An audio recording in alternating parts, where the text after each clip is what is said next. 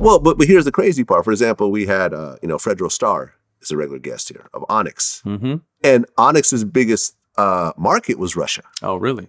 Yeah, slam, like, the heavy metal shit. Like, the Russians love that shit. Yeah. And he was like, he smoked mad weed over there. Oh, really? He said he was saying the weed is better than Cali. I mean, I'm sure that's a little. It's probably you just had to be in a certain. You got to be with certain. He probably checked in. You know what I mean, Vlad? He checked in and he knew where to get the tree. He knew where to smoke. You know what I mean? You got people laugh at it, man, but it's right. A real thing. But what he's saying is that it's really politics right now. Russia smokes. It's not like, for example, Saudi Arabia. Like Saudi Arabia. Like a zero tolerance. A zero tolerance. No. Like, they'll really, throw you in prison this forever. This is politicking. This is all politicking. At the Russians smoke weed. They have indoor grow farms. Mm-hmm. It's tolerated. It's not like America, but it's overall tolerated.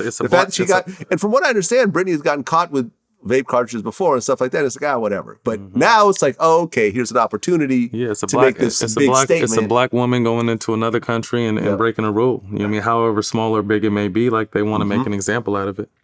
Yeah, and they're succeeding in this shit because everyone's paying attention right now. I'm praying for her and her family. I hope so too. I mean, from what I understand, the talks are stalled.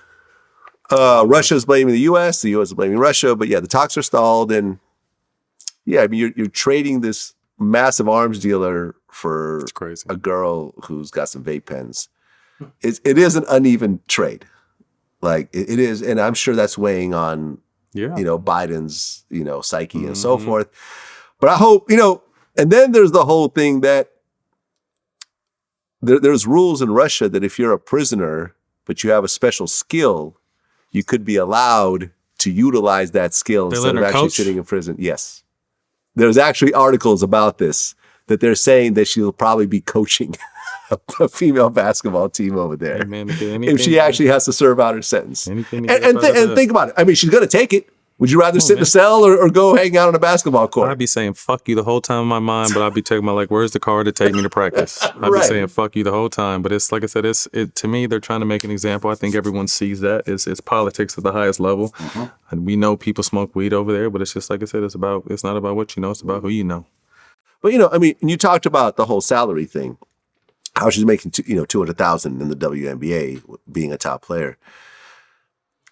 I mean, the issue itself is that a lot of people don't watch women's basketball. You go to these games, they're not selling out like a Lakers game. Mm-hmm.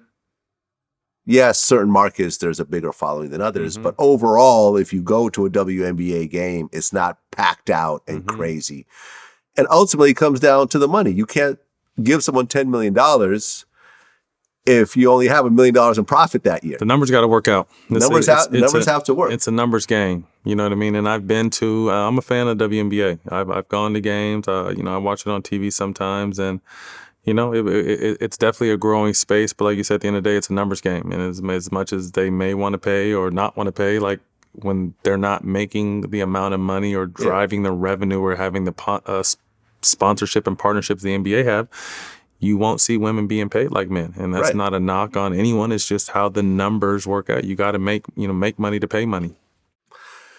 Right. And the reality is, I think like Bill Burr was making jokes about this, is that women don't even watch women's basketball like that. You know what I'm saying? Like, you don't have this huge movement of women supporting women's sports, unfortunately. Yeah. Women's tennis, I think, is the anomaly in this equation. Because Serena is a big deal and she gets compensated a lot.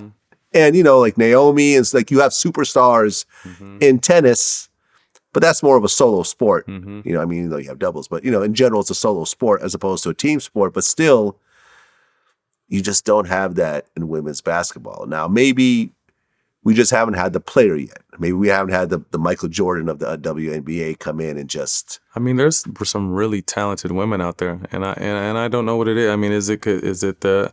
I'm guessing it has to be the athletic factor.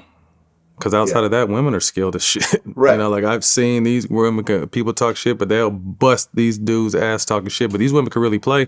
It's just maybe the athleticism on the consistent basis that they're not providing, that people feel like they're not. Because I mean, that's what makes, obviously the NBA is filled with skill, but the athleticism is what makes you say, oh shit, you see LeBron dunk on so-and-so, or you see Giannis dunk on so-and-so. Like that's what we're talking about, and you don't really necessarily get that. So maybe that would be my only guess as of why the game is not where it is. But I have a fond appreciation for these women. These women are out here very skilled. They can hoop, but like I said, it just hasn't caught on the way people are hoping it catches on.